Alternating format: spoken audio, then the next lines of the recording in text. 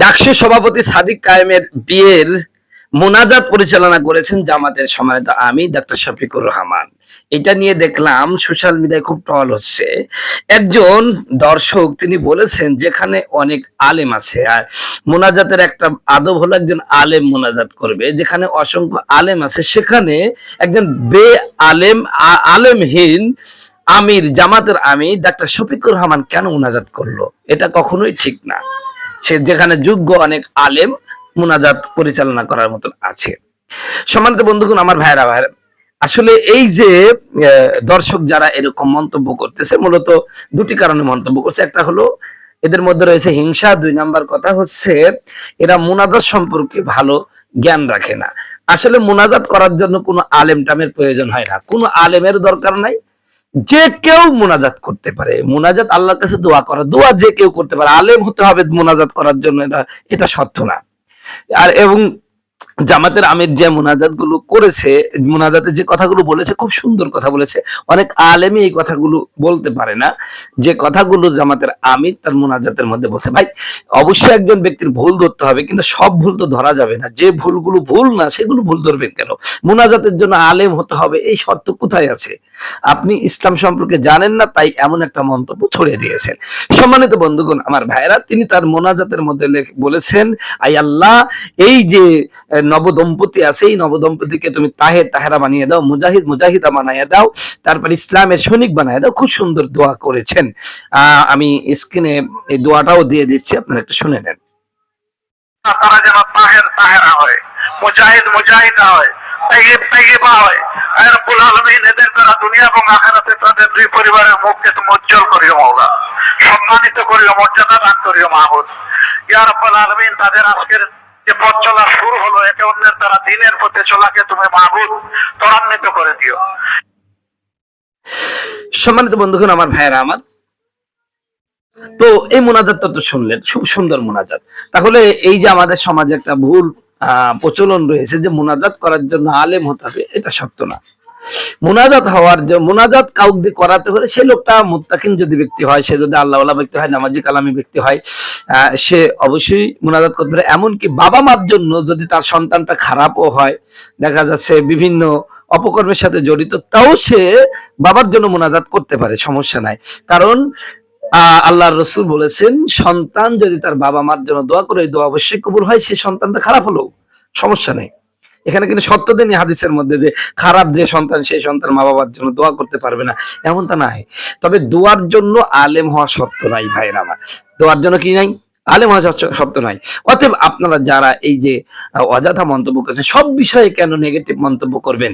যেগুলো সঠিক সঠিক কথা বলেন, যেগুলো বেঠিক বেঠিক কথা বলবেন, সব বিষয়ে খবরদার খবরদার কোনো প্রকার মন্তব্য আপনারা ছড়বেন না। এগুলোর কারণে সমাজে বিভেদ সৃষ্টি হচ্ছে, সম্পূর্ণভাবে বিভেদ সৃষ্টি হচ্ছে। সম্মানিত বন্ধুগণ, আমার ভাইয়ের আমার, একটা কথা আমি আপনাদের কাছে বলি, দোয়া এমন একটি ইবাদত, আল্লাহ পাক বলছেন আর দোয়া মুখল ইবাদত, দোয়া হলো সমস্ত ইবাদতের মগজ। তাহলে এই দোয়া যদি শুধু আলেমই করে, তাহলে এই ইবাদত কি সাধারণ মানুষ করবে না? আল্লাহ পাক কি বলছেন দেখেন, উদউনি আস্তাজিব লাকুম, তোমরা আমার কাছে দোয়া করো, আমি দোয়া কবুল করব। কি বললেন আল্লাহ? উদউনি আস্তাজিব লাকুম, তোমরা আমার কাছে দোয়া করো, আমি দোয়া কবুল করব। তাহলে এখানে আল্লাহ পাক উদউনি, আমার কাছে দোয়া করো, এখানে বলে নাই উদউনি আলেম। এর মানে উদউনি বি আলিম, আলেমের মাধ্যমে আমাকে দোয়া করো, এই কথা বলে নাই। কোরআন এই কথা বলছে, উদউনি আস্তাজিব, আমার কাছে দোয়া করো, আমি তোমার দোয়া কবুল করব। এখানে এই কথা বলে নাই উদউনি বি আলিমিন আস্তাজিব লাকুম, যে আলেমের মাধ্যমে আমার কাছে দোয়া করো, আমি দোয়া কবুল করব। এমন কথা তো কোথাও বলা নেই। আর দোয়া করার জন্য কখনোই কখনোই আলেম সত্য নাই। দোয়া করার আদব গুলো রক্ষা করা উচিত। আদবের মধ্যে অন্যতম আদব হলো যে পবিত্র অবস্থায় দোয়া করা, এরপরে অনুনয় বিনয় করে, কাদা যদি নাও চাপে তাহলে কাদার ভঙ্গি করা, কাদার ইচ্ছা করা, মানে কাদার একটু অভিনয় করা, আল্লাহর কাছে কেঁদে কেঁদে চোখের পানি ফেলিয়ে দোয়া করা, তাহলে আল্লাহ পাক দোয়া করবে। এরপরে আরেকটা বিষয় হচ্ছে একনিষ্ঠতা। ইখলাসের সাথে দোয়া করা, আল্লাহকে ভয় করে দোয়া করা, আর এতটুকু করা যে আমার দোয়া অবশ্যই কবুল করছে, কবুল হতেও পারে নাও পারে, এইরকম বিশ্বাস না, একদম 100% বিশ্বাস করতেই হবে যে আপনার দোয়া আল্লাহ অবশ্যই কবুল করবেন, অবশ্যই কবুল করবেন।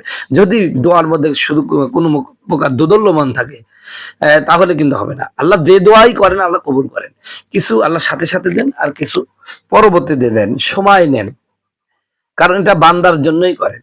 কিয়ামতের ময়দানে যারা দোয়া করে এদের ব্যাপারে বলা হয়েছে যে যেই দোয়াগুলো দুনিয়ায় কবুল হয়েছে এই দোয়াগুলোর জন্য বান্দা কি করবে, আফসোস করতে থাকবে। কেমন আফসোস, যে এই যে দোয়াগুলো আল্লাহ পাকের কাছে করছি কিন্তু দুনিয়ায় আল্লাহ পাক দেন নাই, এই পরকালে যখন তাকে অসংখ্য নেকি বানিয়ে আল্লাহ পাক গিফট করবেন, সেই দিন আফসোস করে বলবে আহারে আমার যদি অমুক দোয়াটা দুনিয়ায় কবুল না হয়ে এই এই আজকের দিনে কবুল হতো তাহলে আমার জন্য খুব ভালো হতো, খুব ভালো হতো। আল্লাহ গো তুমি সব দোয়া আমার জন্য ধরে রাখলে না কেন?